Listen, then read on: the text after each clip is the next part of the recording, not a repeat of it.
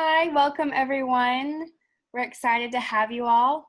This workshop is the third workshop in the Office of Entrepreneurship and Innovation Fall Workshop Series.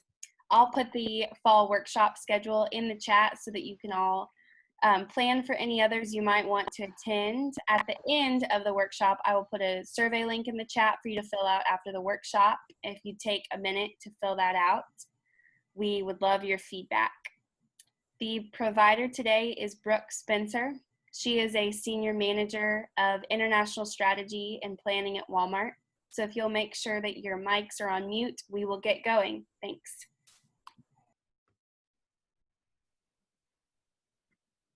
Thanks, Natalie. Real quick, let me introduce myself. I'm really excited to be here tonight. So as Natalie said, I'm Brooke Spenser. I work at Walmart. I've been there about 3 years, and before that I was in oil and gas finance.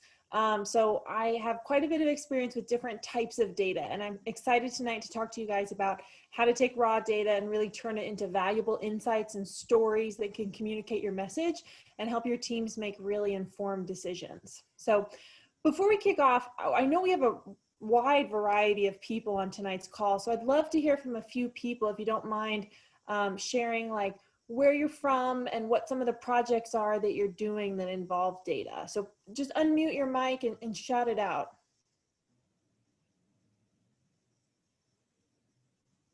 I can go first if no one is going to.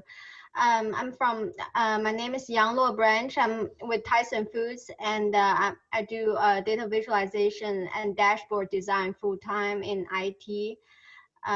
So yeah, and in my previous life, I was more focused on GIS, Geographic Information System, for data visualization. So now I'm more focused on all kinds of Tyson internal data and designing internal, custom design internal dashboards.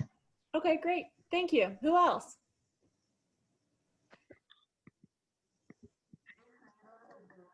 I'm a grad student in psychology, and I use data visualization to visualize brain activity and teach some RStudio data visualization stuff in there with ggplot. Okay, great. Thanks, Stephanie. Hey, I'm from Little Rock. My name is Ontario. I'm a grad student here at the university, and I'm actually taking a class in data analytics. And so I thought to hop on this call to get a little bit more insight from, somebody that's actually out there in the real world doing this stuff. Great. Happy to have you, Ontario. Thank Who you. else?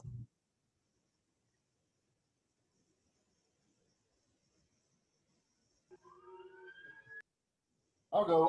My name is Shane Sutton. I work for Cobb Ventures, which is a subsidiary of Tyson Foods.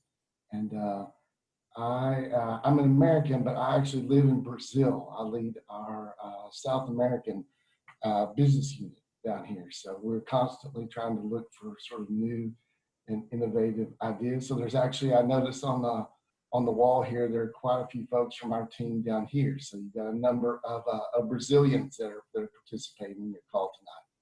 How fun. International reach. That's great. Okay. Yeah, go ahead. Is there somebody else? No. Okay, cool. Well, I'm going to jump into my presentation then and share the screen with you guys. Hold on one second. Give me a thumbs up when you can see this. Okay, great.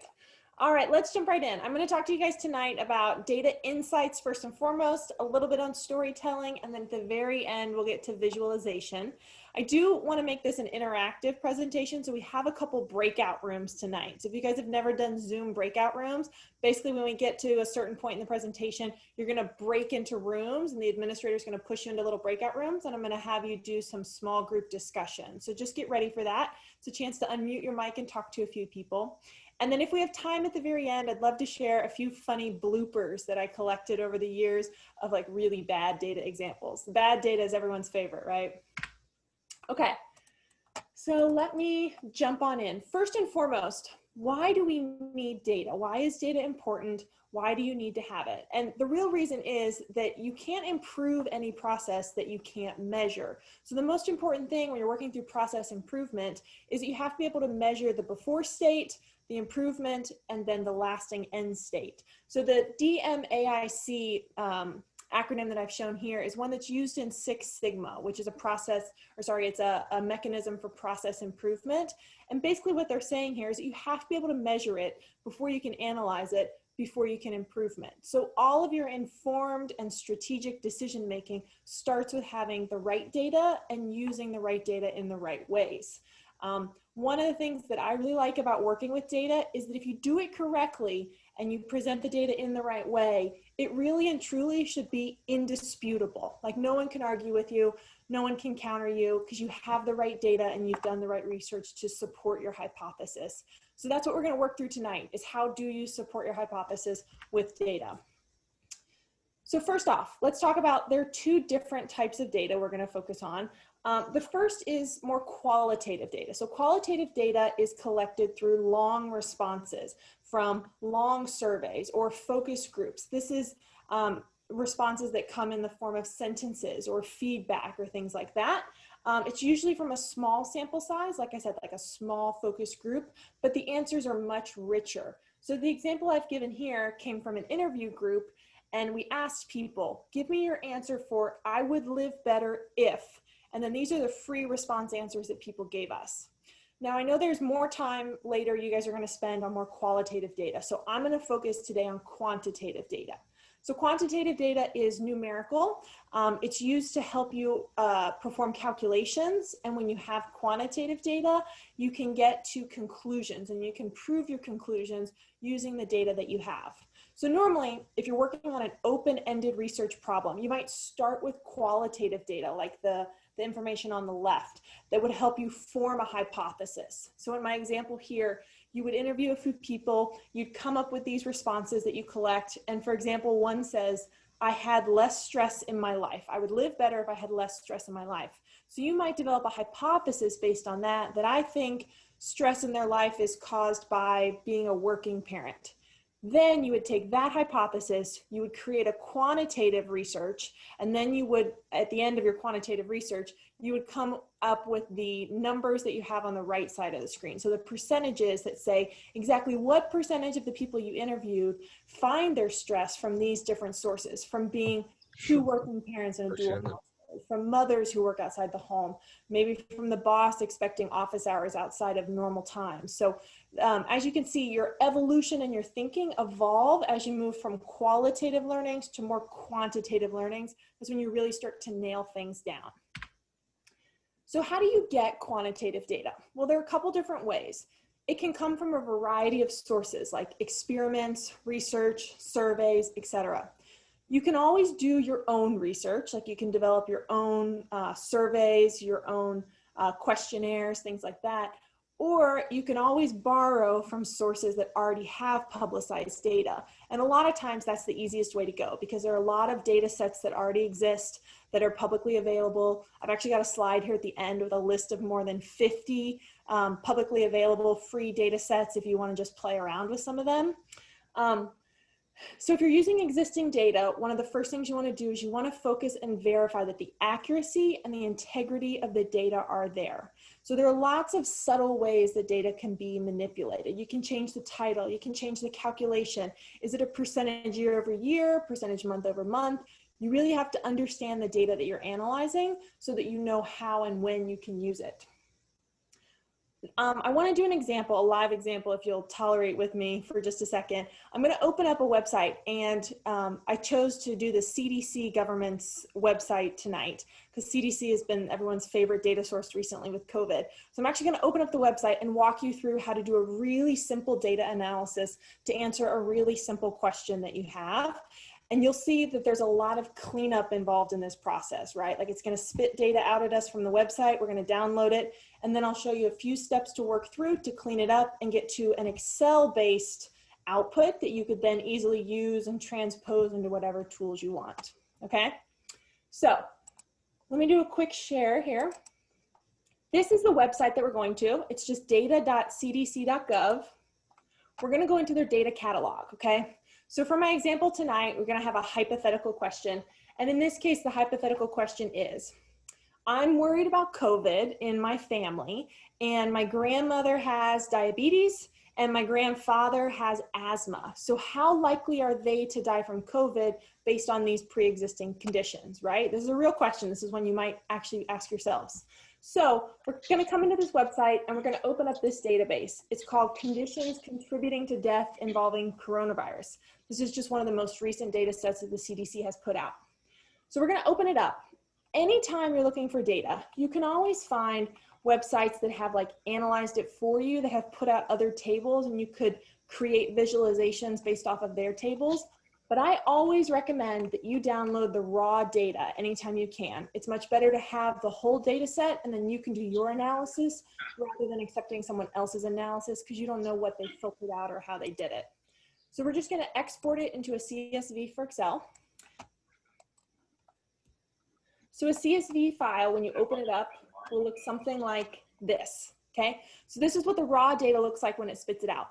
This is not useful, right? This is messy, this is hard to read, it's really hard to interpret. So the first thing we're gonna do are a couple simple steps to clean it up, okay? A little bit of formatting, we're gonna expand the columns, we're gonna look at the type of information that we have here. One of the things I'm gonna emphasize to you is— Excuse me, we cannot see the Excel table.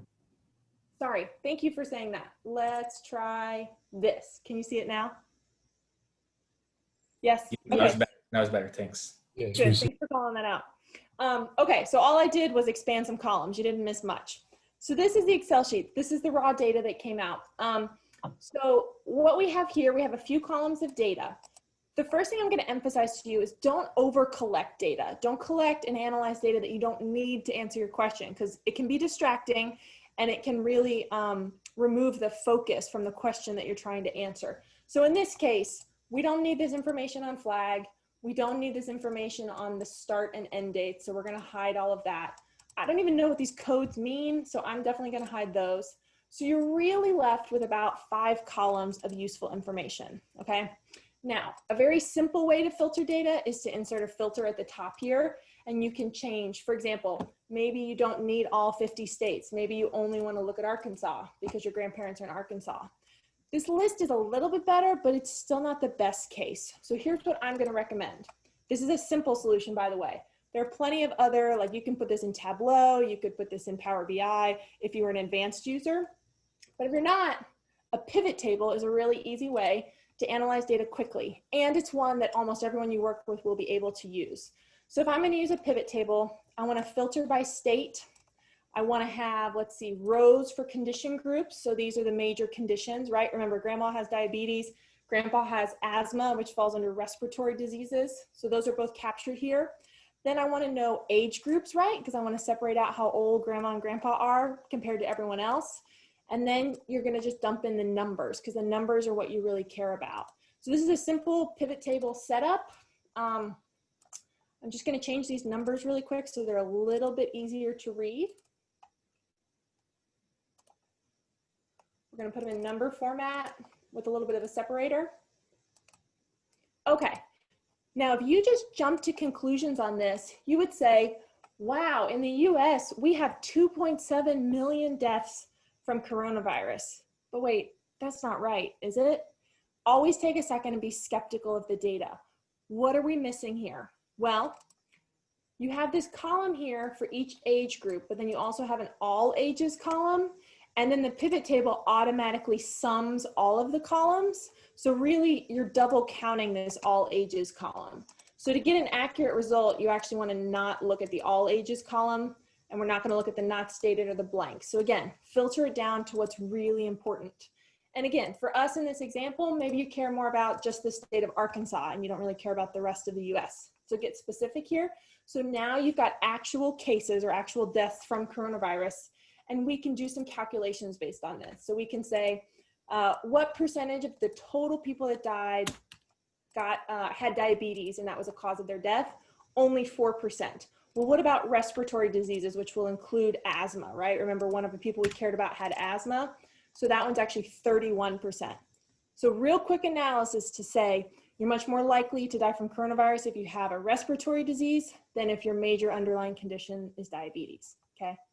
I'm not a doctor, this is just what the data says. Any quick questions on that before I go back to the deck? It's a really simple analysis. Just wanted to show you how you transform a little bit of raw data into a few pieces of useful data that can actually answer your question. Cool. Okay, so now I'm going to jump back in. What you guys saw, and you may not have realized that we were working through, is we're actually transforming data into insights. Unfortunately, a lot of times the words data and insights are used interchangeably, and they are not interchangeable. They're very different, and I want to walk you through the difference between them, okay? So data. Data is a single piece of information that you can observe and gather. There is a lot of data in the world. Like you saw that spreadsheet I downloaded had over 10,000 rows. There's no shortage of data, but data in and of itself is not useful, okay? If you start narrowing data down, you're eventually going to get to insights, but there are a few steps along the way. I want to give you this example as we're walking through. You guys know I work at Walmart, so I'm going to give you a retail example that should be pretty easy to understand. So for example, a piece of data would just be the fact that the sales of footballs were $200 million in the month of September, okay? That's just a piece of data. Normally, if you just rattle off a piece of data to your audience, their reaction is going to be, so what? Why should I care, right? Because it's just a meaningless fact. It has no context to it. When it really starts to get closer to useful is when you can narrow it down to a fact. When you can take that piece of data and you can compare it to other data points that exist using relative or trend metrics. So anytime you're stating a piece of data, remember this acronym, ART, A-R-T. It means give the actual, give the relative, and then give the trend. Okay, so trend is when it changes over time. Relative is a comparison between 2 points. So here, you're going to take those sales of footballs and you're going to say, sales of footballs are 2 times higher in September than August. So again, it's that comparison between 2 different points that helps you realize relatively September is a lot higher than the month of August. Okay. So that's what was the A again? Sorry. What was the A? Sorry, A is actual. Actual, okay. So actual would be like the first statement. Sales of footballs are 200 million in September. Relative would be the comparison, and then trend would be over time. Okay. So fact is better, but then if you can do even better and take it to an insight level. So when you get to an insight, that's when you take a fact and you compare it to a seemingly unrelated fact, okay? So in this example, the sales of hot dogs are also 2 times higher in September than August. So when you pitch an insight to your audience, their reaction should be, that's interesting, right? Because now they know that the sales of hot dogs are 2 times higher in September and the sales of footballs are 2 times higher in September. So it makes their brains start thinking, and what you've done is you've connected the dots. And that's what data storytelling is all about, is connecting the dots for other people and helping them draw these conclusions, okay? So an insight is useful, but the most useful thing you can get to is an action, right? So an action is something you can do because you have the insights. So in this example, I always say, if you could talk to the store manager at a Walmart, what would you tell them to do? What would you tell them to change based upon the insight that you gave them? So in this example, you might say to the Walmart store manager, we should really create a tailgate display at the front of the store that has both hot dogs and footballs in it because they both sell really well during September, so we should put them together.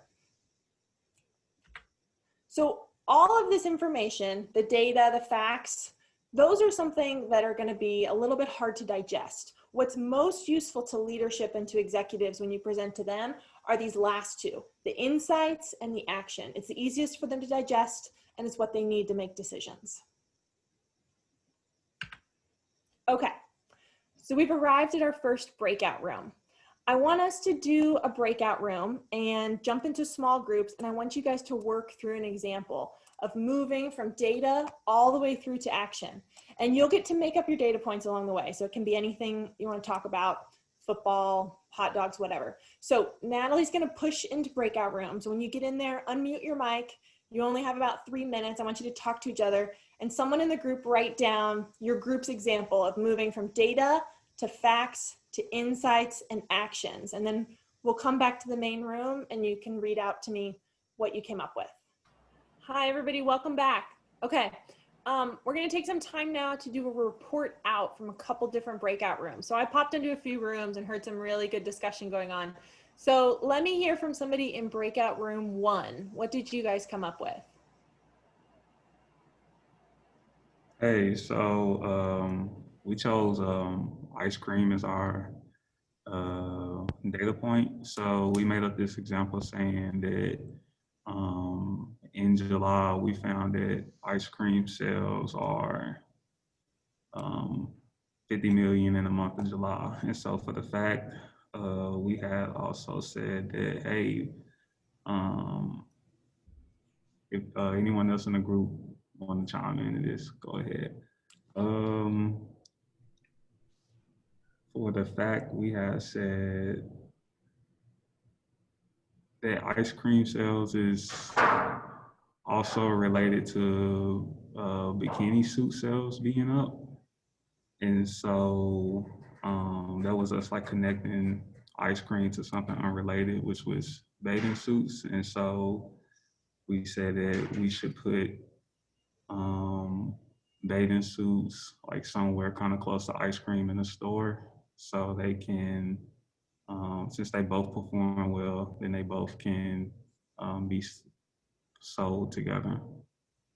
Yeah, I think that's great. Great example. You were very subtle about your fact there. You said like ice cream sales are up. So I don't know if everybody caught that, but that means that they're higher relative to other months, right? So ice cream sales up, bathing suit sales up, connect them together. Nice job. Okay. Where's Shane with my Brazil example?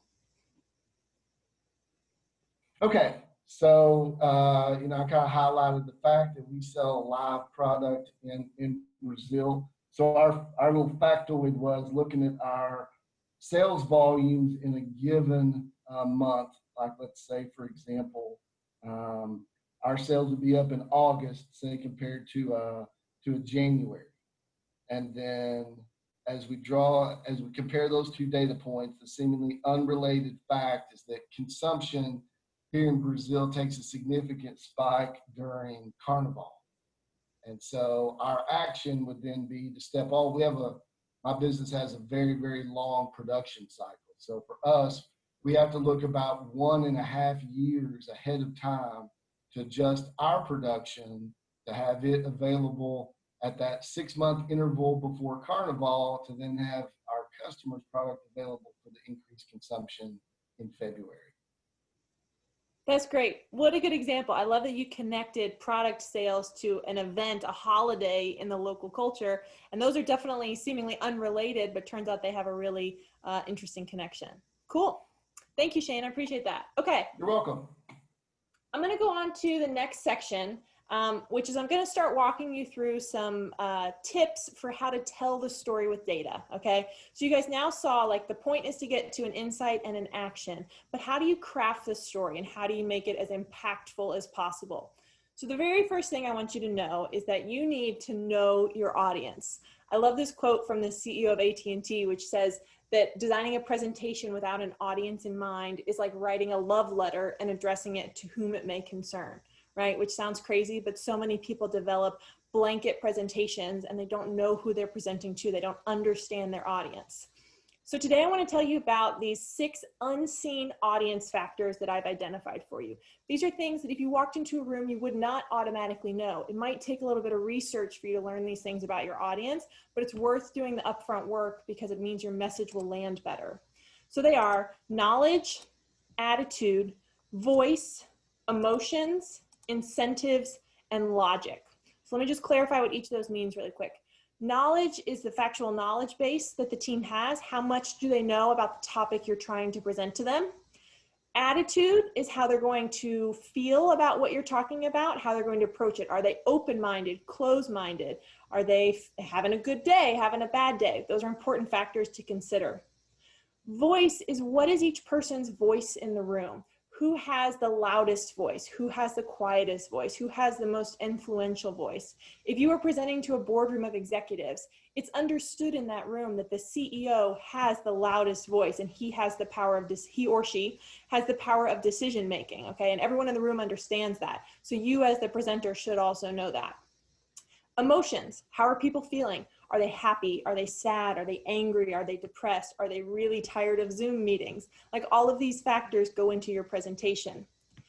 Incentives. Incentives is probably the most important when you're dealing with coworkers, right? Because if you bring in a cross-functional team from multiple different areas, they're all going to be incentivized differently. Some are incentivized by sales, some are incentivized by retention or by profit or by operations efficiencies. Like those are different metrics that sometimes will conflict with each other. So you need to understand how each person is going to be incentivized. And then the last one is logic. This is one that can be fairly easily applied to groups, right? Like if you're in a room full of engineers, their method of logic and how they think through problems is going to be very different than if you were, for example, in a room full of artists, because they're going to just think about things differently. It's that left brain, right brain conundrum. So you need to know and understand which method of presentation and which method of logic is going to resonate the best with your audience. So breakout room number 2, get ready. In this exercise, I'm going to ask you guys in your breakout rooms to identify the 6 unseen audience factors for the audience that I'm going to assign to you. So take a look at this. I've assigned a different type of audience to each breakout room. And like, if you don't like the one that's assigned to you, I don't care, just pick a different one off the list. This is just a list of examples. Some are very business focused, like you've got the boardroom or the engineers. Some are more fun, like imagine that your audience is your family at the Thanksgiving table or a class of kindergarten students. Like what can you tell me about your audience that's gonna help me give a better presentation to them? All right, so we're gonna hear some feedback from some of our breakout rooms. Let me call in a few that I popped into their rooms and heard from. Breakout room 2, Jonathan, do you want to tell us what you guys came up with for your roommates and neighbors? What do we need to know? Yeah, so we're talking about telling a story to our roommates and neighbors. So what kind of things are going to be, important to them? The most important is for incentive is just going to be entertainment or interesting or engaging. They're not really motivated by anything else. And so if you say you have a conversation with some of your roommates or your buddies, if you're able to keep them engaged, then that's the incentive that they need. And if not, it'll their attention will shift elsewhere, which you certainly don't want in like a professional presentation, but you also maybe don't want in a interpersonal interaction as well. And depending on that was the big one, but emotions, that's going to be really, really important, the kind of relationship you have. Them, in a different tone, but all the other ones, logic, how important logic is, or knowledge, or voice is really going to shift. It's going to be very, very different depending on just the kind of interaction. Sometimes it's a lot more important. Other times it's less important. Just knowing when to, read your friends, I guess. Yeah, I think that's great. I think you hit on the major point, which is what's their motivation for even listening to your story? Like how many times have one of us tried to tell a story to our family or our friends and we could tell they weren't interested or they were ignoring us? You really got to hone in on what they care about and focus on that. And that's going to be motivating for them to continue listening. So great point. Nice job, Jonathan. Thank you. Let me switch now. Breakout room 7. Do I have Sarah or Laura that would share? Yeah, we can both jump in on this for sure, but we had college professors and we all decided that one of the largest motivational factors for college professors is probably going to be knowledge in the form of statistics and then logic. We're thinking that if we share a story, we want to make sure that especially if it's an argument, that the conclusion that comes through with the argument is backed up by statistics and facts. What do you have to say about this, Laura? Okay, I'm not turning on my video because I was eating Cheez-Its in my bed, so there's that. But I also talked about attitude. I just feel like the way that they talk to their different students, I think college professors have to be aware of if they have freshmen or if they have seniors. if a freshman is being talked to, they might, you know, not understand everything that's happening on Blackboard compared to, like, I'm a junior, so I understand the ropes of how to get into a course, how to find different things. So I think attitude is also a big way of presenting their information to people. Okay. Great example. I'm sure if there are any college professors on the line tonight, they would agree that that is an excellent analysis of how they think and how they communicate. So nice work, guys. I appreciate it. Okay. I'm going to shift back to the presentation and talk you through a couple other factors that I think will help in your storytelling. This next one is a reminder that you always have to answer the question that you're supposed to answer in your presentation and in telling your story. Now, if you guys are college students, undergrad or graduate, this is going to look like a very similar construct for you of how you do a term paper, right? So anytime you're writing a paper, you're going to start by introducing your hypothesis, then you state your supporting evidence, and then at the end you restate your hypothesis to remind the reader what it is that you've proven. So in business, they call this the Mento pyramid. It's just another framework that you can use. Basically, you start with stating your hypothesis, then you prove it later, and then you restate it again at the bottom. So this is used far and wide, but I really want you to remember it when you're using data, because what could happen is you could really leave your audience hanging. If you start with this nice hypothesis and then you work them through all this logic, all this data, all these charts, all this visualization, and then just boom, you turn off the presentation and you're done. They're probably going to forget what it was you were trying to answer. They're going to feel like you left them hanging. So make sure at the end you loop it back to the beginning, go full circle for them, and remind them what it is you were trying to prove and how you have done that. Okay, super important. All right, next one. This is everybody's favorite. We're going to talk about visuals for just a quick second. Now I'm doing a light touch on visuals. We could easily spend a whole nother hour talking about the correct visualizations of data, okay? And I'm going to show you very simple charts that you can use in PowerPoint and Excel. There are some really advanced visualization tools that you can use, like I mentioned earlier, Tableau, Power BI, plenty of other types of data visualization tools. We're going simple here because I think this audience is wide enough that you'll want to hear something that everyone can use. Okay, so right off the bat, we have this chart here. And what I did here is I surveyed 100 people and I said, what factor has the biggest influence on your choice of a retailer? And these are the answers I got. Can anybody tell me why this graph is not great? The percentage of whole. Correct. I want to use a pie chart or something. That's right, Jason. So if you look, the percentages add up to 100%, but I've chosen to display them as bars, which doesn't properly tell you that I surveyed 100 people or that this is even 100% of responses without adding it up, right? So it's not intuitive. You're not getting the message that I'm trying to communicate, because what I really want to say is this, that almost 2/3 of the people that I asked said that convenience is the most important factor for them. So it's really easy to see this big pink section of the pie on the second chart. That was not easy to read from the first chart. So again, you're trying to make getting to those conclusions and getting to those insights as simple as possible for your audience. Don't make them work for it. Don't make them all pull out their calculators and start punching in numbers to see if it totals to 100, right? You need to do the work for them if you're presenting. And so this is a really simple way to make it as simple to grasp as possible.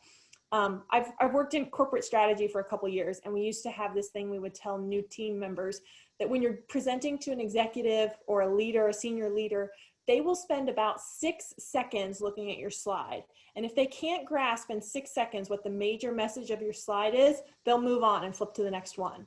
So you have about 6 seconds to make that first impression on them. If they like it, they might spend more time, but if they don't, you've already lost them. So make sure your message is simple and easy to grasp in just 6 seconds. There are lots of rules of thumb, lots of internet resources you can use to find the best chart. I think the latest version of Office even suggests the best chart for you, which is really easy to use. But basically ask yourself, before you make the chart, ask yourself, what are you trying to say? What are you trying to prove? Find out what your message is and then find a chart that meets that, okay? Don't let the chart type guide your presentation. Make sure it's delivering the message you need it to deliver. Cool. Next one is about how to make your charts even better, okay? So I want to tell you here that it's super important when you're generating charts, when you're having visuals on a slide, that you're adding context, but you're not adding clutter, because there is a fine line. You don't want text boxes popping up all over. You don't want animations going crazy, but you do want to have a few key things that will help your audience better understand what they're looking at and what the message they're supposed to get, right? So I'm going to share a personal example here. This is a chart that I made in my first month on the job. And I was pretty proud of this. Like, I think it's a pretty chart, but somebody tell me, what message do you get from this chart? Like, what conclusion do you draw?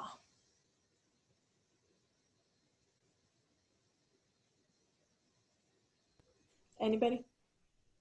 Everything's expected to go up, and that entertainment is a really big piece of the puzzle. Yes, that's good. Anybody else?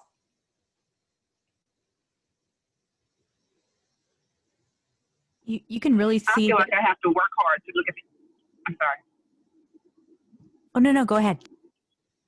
Oh, I just want to say, when I first looked at it, I think I have to work hard to try to figure out what's going on with the chart.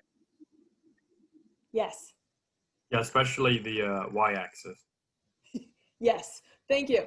Good point. So all valid points, you're all correct. It's the data I knew was correct underneath here, but it's really hard to read and you kind of can't tell what I'm getting at or what I'm fishing for, right? So I'm going to show you now the chart that I redid after I got this feedback from my boss, and you tell me if you're getting a different message.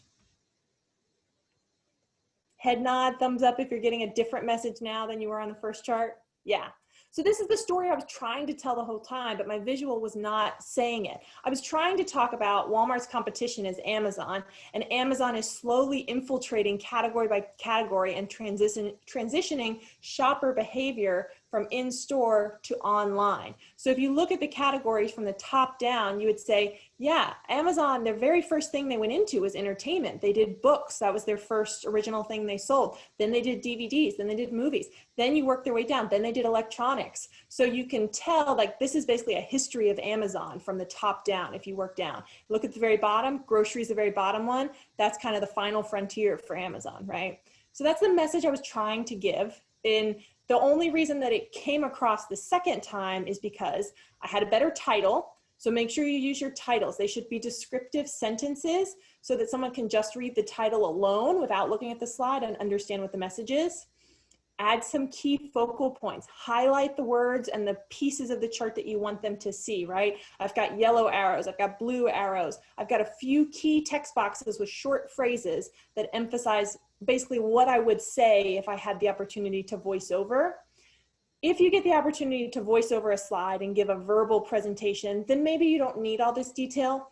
But if there's a chance at all that your deck will get sent out to other people without your voiceover attached to it, then you need to document the words that you would say onto the slide so someone can read it easily.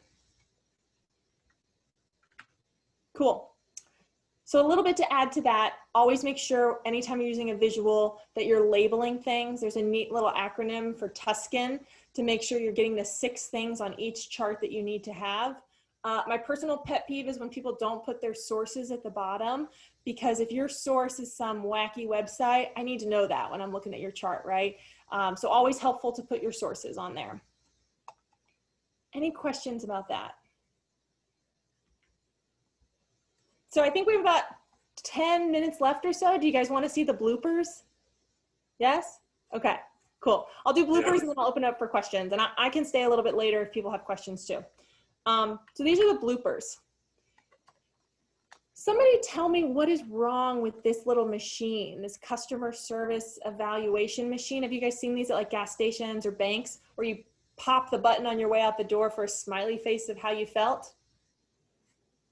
Somebody tell me why this doesn't work. I guess the insights that you gain from that are really subjective. Yes? What else? Kids. Maddie? It's top line. It doesn't tell you why. Yes, exactly. Erica, that's exactly it. You could have thousands of people walk through and punch buttons, but this is the only data you're going to get out of it, which is very happy, happy, unhappy, very unhappy. Like that's really all you can get from it. You don't know how these people are feeling. You don't know how long they spent in your store. You don't know anything else about them, like demographic information, nothing else. So basically it's totally unconnected information and not actually going to be that helpful. So if you think about that data insights pyramid we looked at, how would you connect this to anything else? Because you don't have any other information that you could align to, right? So when you're collecting data, make sure you're measuring the right things. That's the message here. All right. This next one is another real life work example from my team. We were working on a grocery delivery program at Walmart. This was early years of grocery delivery. And we're working with a provider in Kansas City. And they said, oh, we have all these apartments. Don't you want to try an apartment? And we said, sure, be great to try a multifamily dwelling strategy. And we could say, oh, it's easier to deliver 20 deliveries in one apartment than to drive all over town for 20 houses, right? So it's an interesting proposition for us. So they sent us this list of apartments in Kansas City and they said, yeah, just pick 1 or 2 that are your favorites and we'll do a pilot there. So I looked at this and I thought, oh, well, I'd love to pick the one that has the most units in it. So I narrowed it down to this one I highlighted called Flash Cube. And I said, yeah, I think this is the one that I want. But then before I confirmed it with them, I thought I better do a little bit to verify these sources. Maybe I need to check out these properties before I commit to doing a pilot there. And thank goodness that I did. A quick search, I actually got onto Flash Cube's Facebook page. And I don't know if you can see this picture, but those are jackhammers and those are hard hats. And this apartment complex was totally under construction and there were actually 0 people living in the apartment complex at the time. Now, the apartment management company was like, oh yeah, but there are 184 units. But that's not what I was concerned about. I was concerned about people, residents who are actually living there. So you always need to do a little bit of homework to verify your sources. It's not that the company was trying to deceive me. It's just they were reporting different information than what I was actually looking for. So definitely always verify your sources. Okay, last one. This is a real live screenshot from Fox News. So I'm excited about this. Can anyone tell me what is off about this image?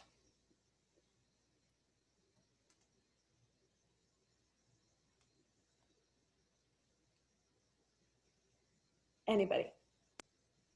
I mean, I just noticed on the percentages, like it only only zooms into one area between 8 and 10%. Yeah, great point. Look at the far right of that screen. I mean, How is 8.6 is beyond 9? That's weird.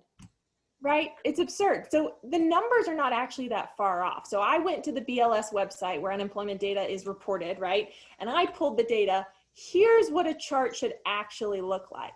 So you'll see that the data's slightly off. It's a little bit different, right? Because BLS data gets adjusted over time. So the numbers are slightly off, but that bottom number, which is 8.5 from the BLS or 8.6, should appear definitely lower than the 8.8 or the 8.9 that you see in the first quarter of the year. So basically what Fox News is doing is they're kind of skewing their visual and skewing their axis to make it look like it flattened when really it tanked in the last month of the year. So really important to display your information correctly and accurately and not screw with things like the axis. Cool. That's my presentation for tonight. Thank you guys so much for your participation. It was great. If anybody has any questions, I can stay for a little while. I'm happy to answer them. So feel free to unmute your mic or chat.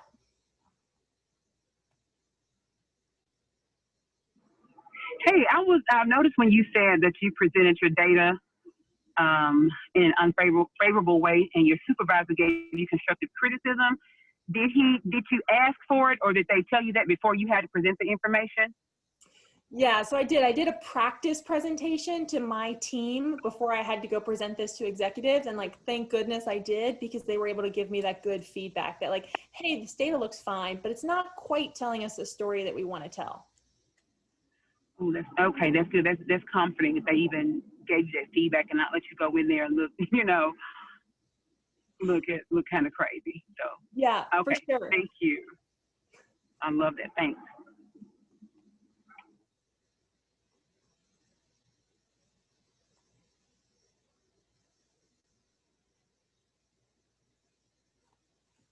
Oh, looks like we have some chat coming in.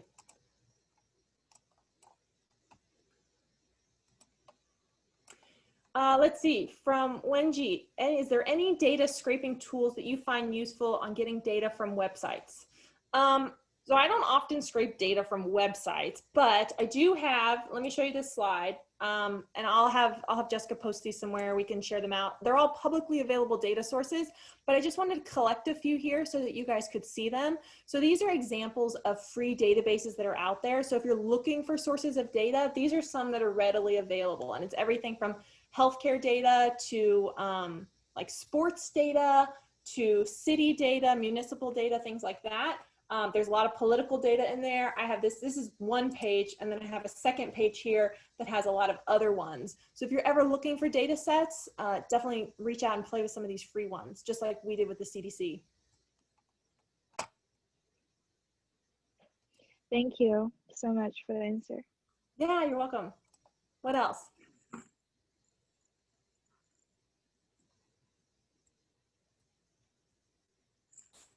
So I guess trying to think how to phrase this.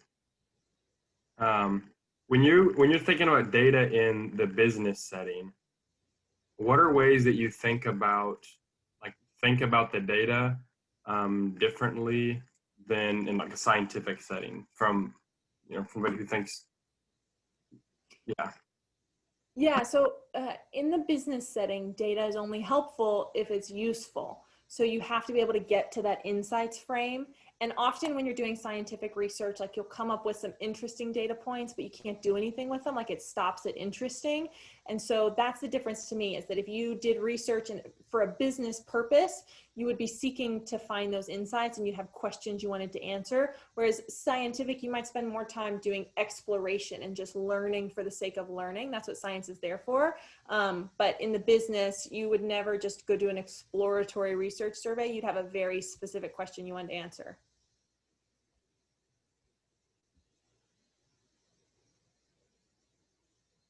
Other questions?